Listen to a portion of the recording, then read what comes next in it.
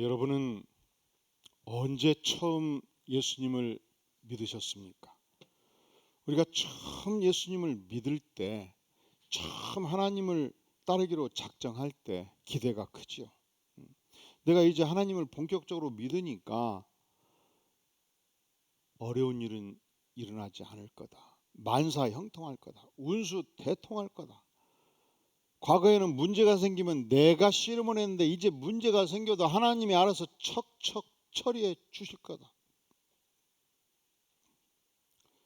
그런데 실제 살아보니까 어떻든가요? 오늘 야고보 선생은 1장 2절에서 우리에게 말씀하기를 내 형제들아 너희가 어떤 시험을 당하거든 여러 가지 시험 당하거든. 이것은 무엇을 말합니까? 우리가 예수님을 믿어도 시험이 한두 개 오는 것이 아니고 여러 가지 시험이 있다는 걸 전제로 말씀하시지 않습니까? 별별 시험거리들이 생깁니다. 돈 때문에 시험 당하고요, 명예 때문에 시험 당하고요, 자존심 상해서 시험 당하고요, 병 걸려서 시험 당하고요, 사회적으로 일어나는 모든 현상들이, 정치, 경제, 사회, 문화의 모든 현상들이 마음에 안 들어서 시험 당하고요, 시험거리가 여전히 있다는 것입니다.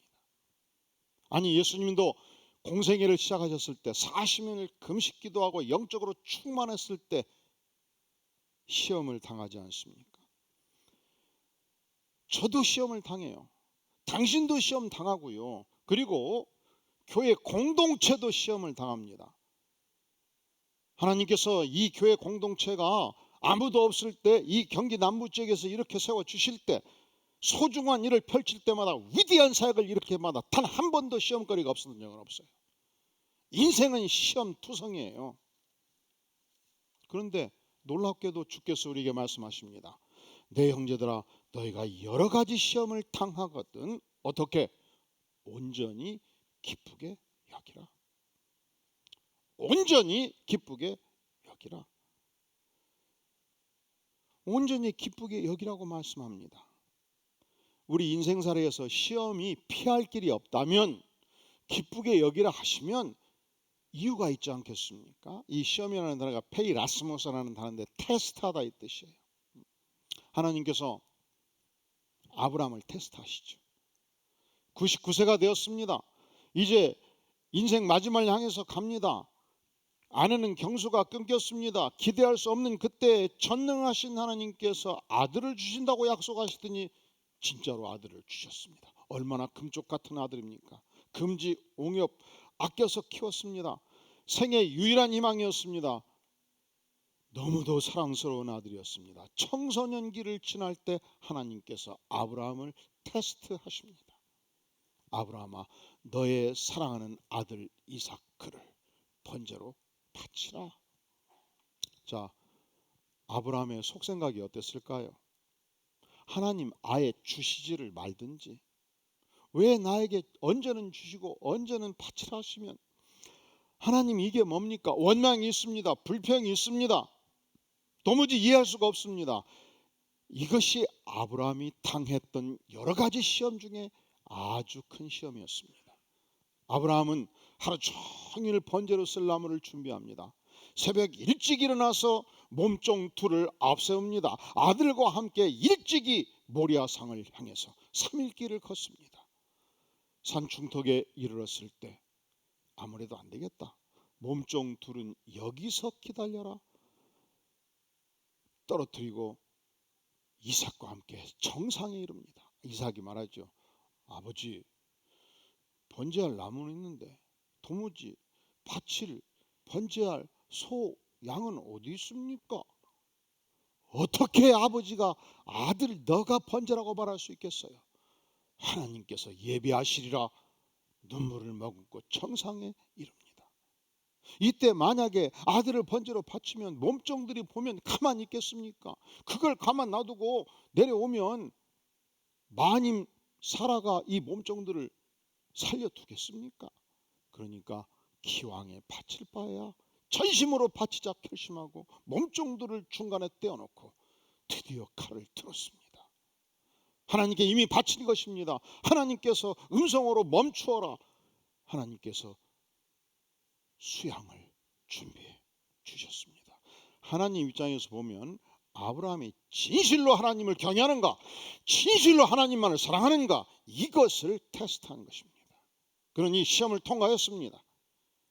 아브라함 입장에서 보면은 여러 가지 시험에 하나를 당한 것이죠.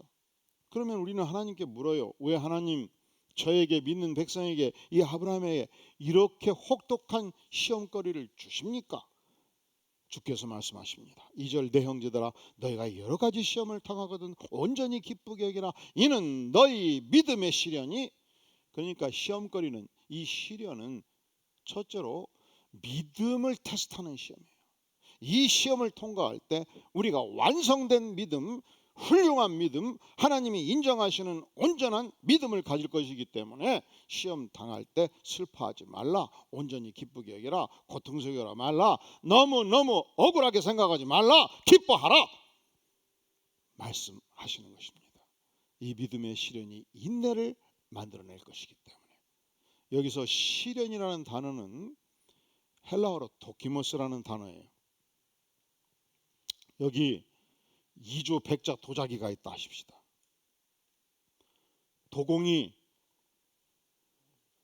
열심히 도자기를 하나, 둘, 10개, 30개를 만들어서 화로에 집어넣습니다. 풀무불에 집어넣습니다. 이 1500도 화로에 닷새 열을 집어넣고 일정한 시간이 되어서 드디어 구운 것을 꺼냅니다. 그리고 햇빛에 사사히 살피는 거예요. 그런데 실핏줄 같은 금이가 있네. 그러면 던져서 깨버립니다. 사사히 살핍니다. 내용 밑창에 점이 하나 박혀 있네. 그냥 던져서 깨버립니다. 이 30개 그 아까운 도자기 중에서 흠이 없는 도자기 3개. 이 3개는 이 도키모스의 테스트를 통과한 도자기예요. 이 도자기 3개가 살아남아 가지고 오늘날 도자기 하나가 1천억의 가격을 갖지 않겠습니까?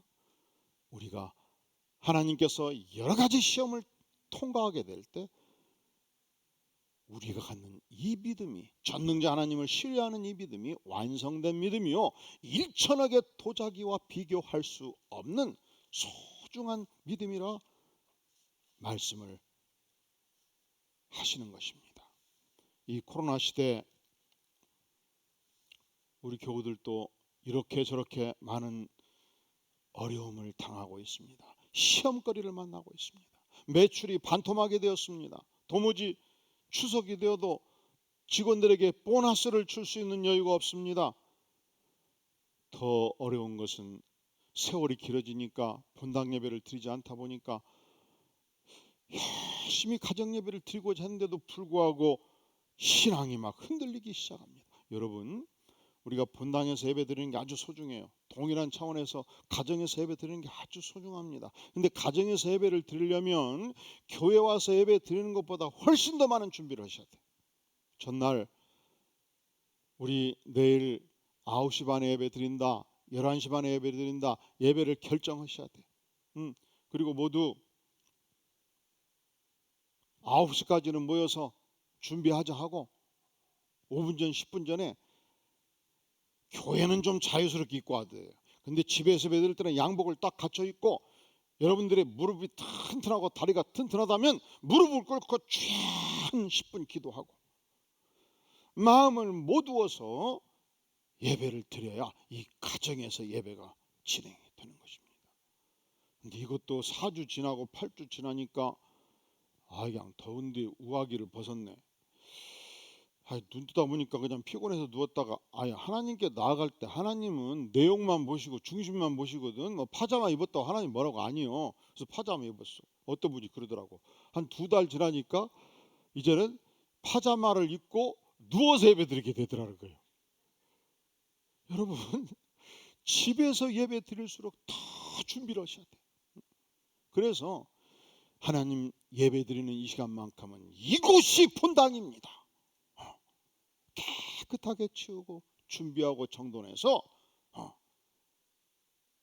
그런데 집에서 예배 드리다 보니까 급하니까 화장실도 가고 목마르니까 물도 하나 갖다 놓고 그냥 4명이서 왔다 갔다 하는데 이게 그냥 예배가 드리는 건지 그래서는 안 된단 말이죠. 충성을 드려야 돼. 그런데 이 코로나 시대가 길어지다 보니까 사업도 흔들리고 그러다 보니까 예배도 흔들리고 예배가 흔들리다 보니까 이제 신앙이 흔들리고 신앙이 흔들리니까 역순환 반복이 되는 거예요. 사업이 또 흔들리기 시작하는 거예요. 여러분 믿는 백성들에게는 이 믿음 생활이 목숨만큼 중요한 거예요. 언젠가 한 성도가 그런 고백을 하더라고요. 과거에 어떤 교회에 있는데 한 10년간 교회에서 그렇게 싸웠대야. 장로들끼리 싸우고 막 성도들끼리 싸우고 목사하고 장로가 싸우고 그 10년 동안 출근을 하면 머릿속이 개운치가 않아가지고 시간이 지나니까 사업체가 흔들리더래요. 여러분 우리 생활의 중심은 영적인 생활입니다.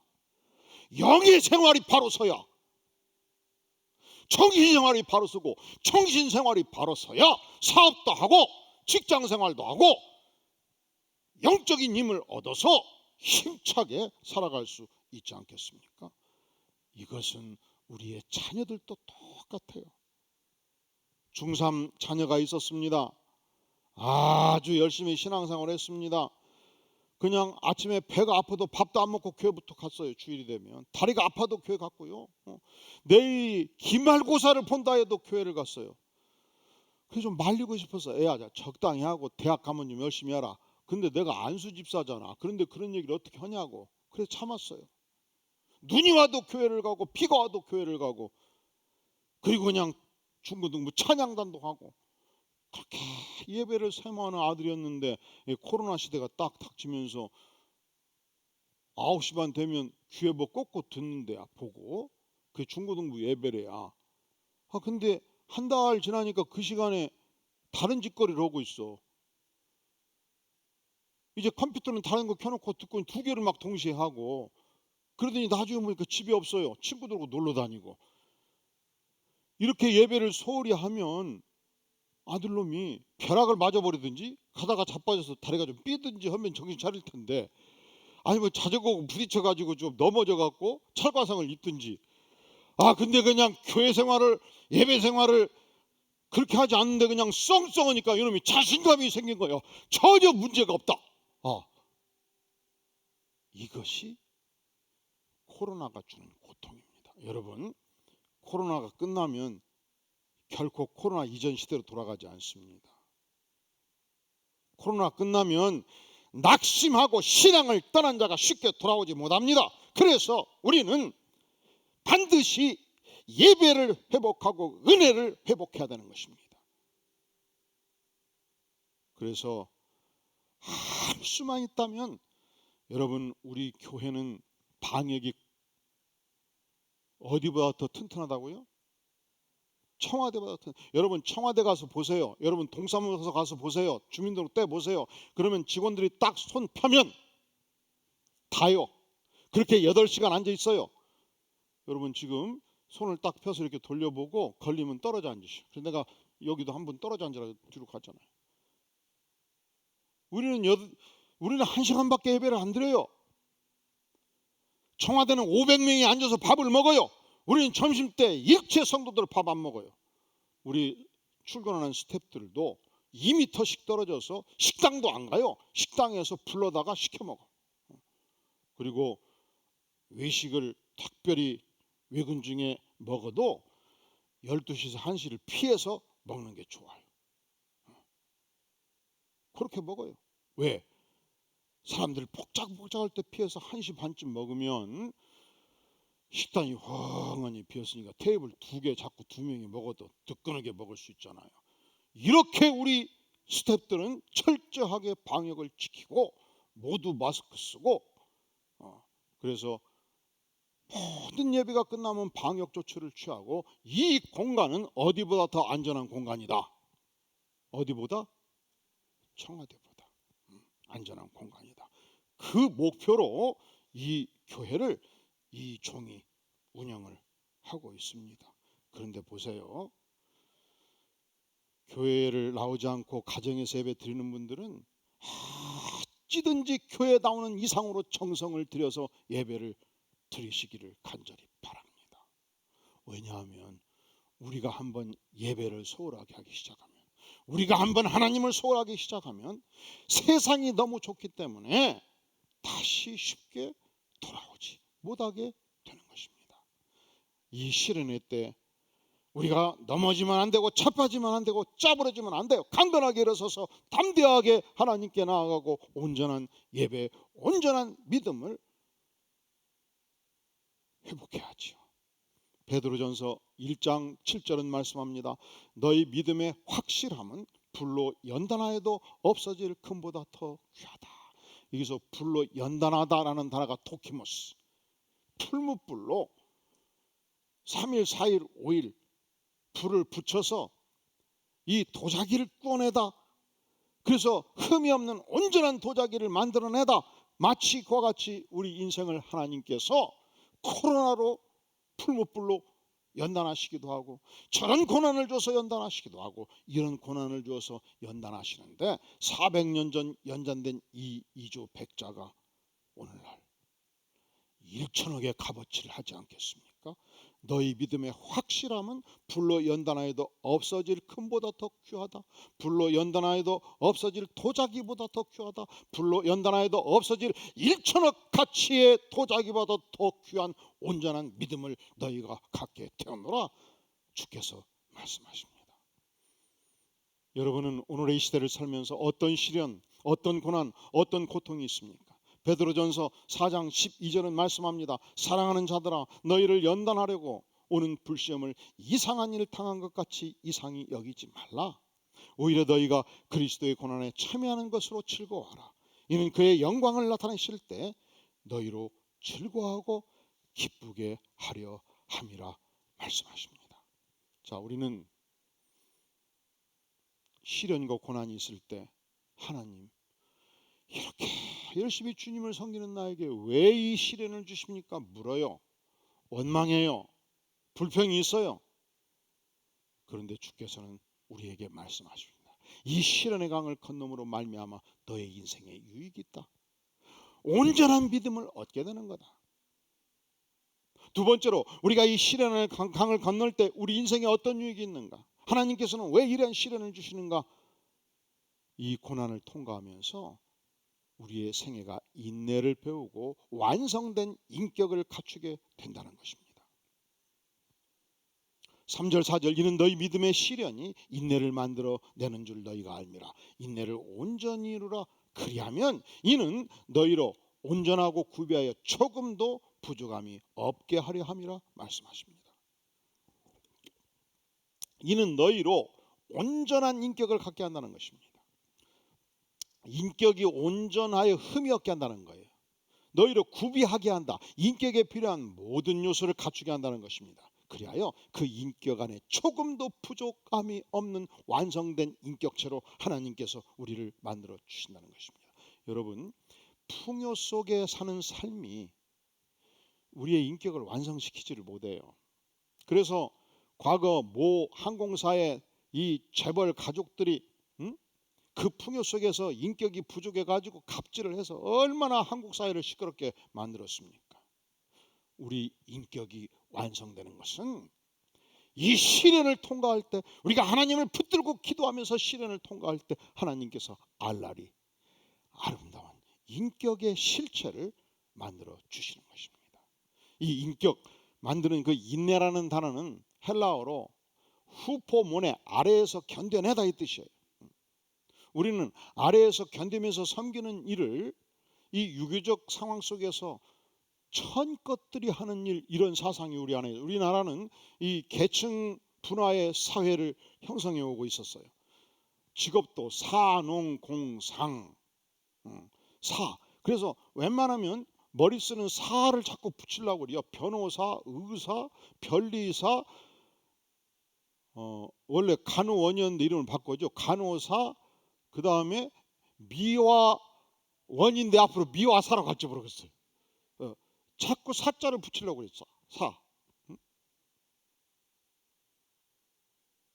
또 신분도 과거에 양반, 쌍놈, 천민 막 이런 계층이 있었잖아요. 우리는 위안하게 중요한 사회예요. 질서가 중요한 사회예요. 근데 예수님은 이 사회적 구조 속에 혁명을 일으키십니다. 예수님은 전능하신 하나님이십니다. 창조주십니다. 예수님께서 이 땅에 오셔서 내가 너희를 섬기러 왔노라 선포하십니다. 그리고 직접 수건을 두르고 천민들이 했던 제자들의 발을 직접 씻겨줍니다. 그리고 너희가 서로 사랑할 것을 명하셨습니다. 그러니까 천국의 원리는 세상의 원리가 결코 같지 않아요. 천국의 원리는 주께서 우리에게 말씀하시기를 너가 가진 재능으로 영혼을 섬기고 교회를 섬겨라. 너가 가진 은사로 영혼을 섬기고 교회를 섬기라. 너가 가진 자금으로, 너가 가진 건강한 몸으로 너의 전생애를 통해서 영혼을 섬기고 교회를 섬길 것을 주께서 우리에게 말씀하십니다. 그러면 이 섬김의 삶을 통해서 우리가 시련을 통과하면서 우리 안에 인내를 온전히 이루고 그리하여 이는 너희로 온전하고 구비하여 조금도 부족하게 없는 아름다운 인격을 주께서 만들어 주신다 말씀하십니다. 우리는 어떻게든지 가능만 하면 시련과 고난을 피하고 싶지요.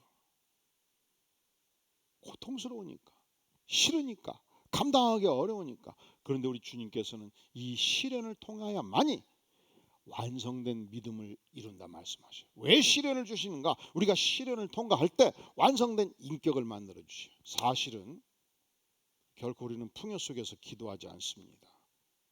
내가 해결할 수 있는데 왜 기도합니까?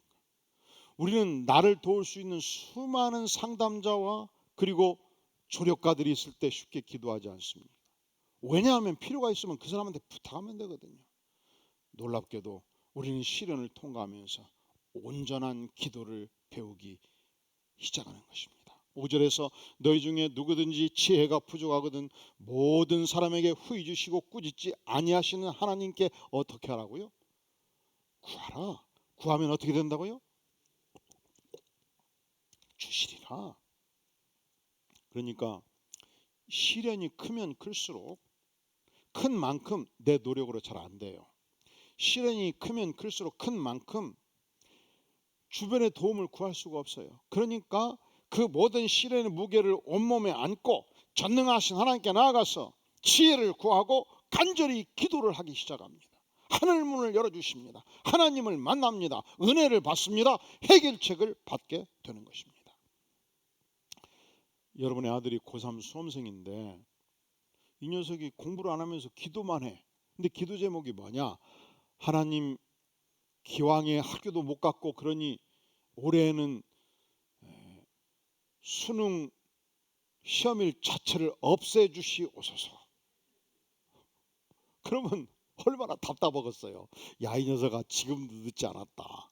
지금부터 기도하고 공부해라. 그리고 하나님 시험을 잘 치르게 도와주시옵소서. 이렇게 기도해야 되지 않겠냐? 하지 않겠습니까? 우리 인생에서 결코 시련은 피할 수가 없습니다. 그렇기 때문에 이것을 알았던 이 흩어진 지파들을 향하여 그 시련을 당해서 직업을 잃고 전 세계를 향해서 팔레스타인부터 터키를 향하여 그리스 반도를 향하여 로마를 향해서 떠나가는 이 고통스러운 생애를 살아가는 믿음의 역군들을 향해서 야고보 선생은 이제 너에게 시련이 곧 끝날 것이다 말하지 않았어요. 이 시련은 가벼운 것이다 말하지도 않았어요. 야고보 선생은 말하기를 내 형제들아 너희가 여러 가지 시험을 당할 텐데 온전히 기쁘게 여기라 말합니다. 왜냐하면 이 시련을 이김으로 말미암아 온전한 믿음을 얻을 수 있기 때문에 이 시련을 견뎌내면서 온전한 인격을 갖출 수 있기 때문에 이 시련을 통과하면서 오직 하나님만 붙들고 하나님께 기도하고 하나님으로부터 응답을 받을 수 있기 때문에 1990년대 유명했던 지휘자, 작곡가 토미 도시라는 인물이 있습니다. 그는 재즈 피아니스트였습니다. 그는 신앙이 좋아서 미국 시카고의 유명한 필그림 교회의 지휘자였습니다. 그가 세인트루이스에서 집회를 인도하는 중에 쪽지를 하나 받습니다. 임신 9개월 아내가 위독하다는 것입니다. 그가 황급히 집회를 마치고 늑달같이 집으로 달려갔습니다. 그가 도착했을 때 이미 아내와 아기는 세상을 떴습니다. 토미는 이 일로 너무 상심해서 도무지 하나님이 계시는가 신앙의 회의에 들어서 결국 교회를 사임을 했습니다. 정신과 치료를 받고 있었습니다. 그가 이제 재즈 피아니스트로 이제 이 밤생활을 시작하고 세상으로 돌아갈 준비를 세우고 있었습니다. 그런데 그의 겨울 어느 날 그의 사랑하는 친구가 토미를 위로차 방문하게 되었습니다. 이 친구는 초등학교 선생이었는데 그가 토미를 데리고 밖에 나가서 초등학교 교정을 거닐었을 때 한 바위 안에 새겨진 기도문에 다르게 되었습니다. 주님이여 이 손을 꼭 잡고 가소서. 약하고 피곤한 이 몸을 폭풍 후 흑암 속 해치사 빛으로 손잡고 날 인도하소서. 인생이 힘들고 고난이 겹칠 때 주님이여 날 도와주소서. 외치는 이 소리 귀 기울이사 손잡고 날 인도하소서. 그가 이 기도문을 읽고 이 기도로 기도하면서 그 마음에 깊은 감동이 있었습니다. 그는 이 기도문을 가지고 교실 한쪽에 있는 풍금에 앉아서 이렇게 연주하고 저렇게 연주하다가 한 곡을 완성했습니다. 이 곡이 그 인생을 새롭게 구원한 것입니다. 이 곡이 오늘날 널리 전 세계에서 사랑받는 복음송이 되었습니다.